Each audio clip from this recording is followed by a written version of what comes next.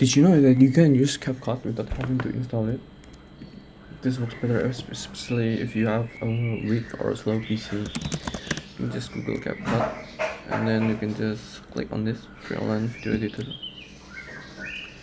This you can just use CapCut the way it is without having to install or anything. You can just use your internet as a mediary to use CapCut. Don't mind this.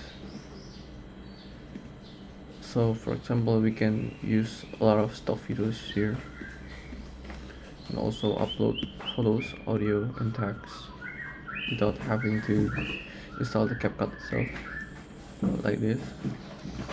You can have this without having to install CapCut. You can also add text, heading whatever you want.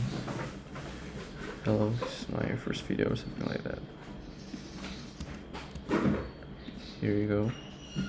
You're able to edit this the way you want. You can also add keyframe, the most popular feature on CapCut. And this is how you're able to use CapCut without having to install it.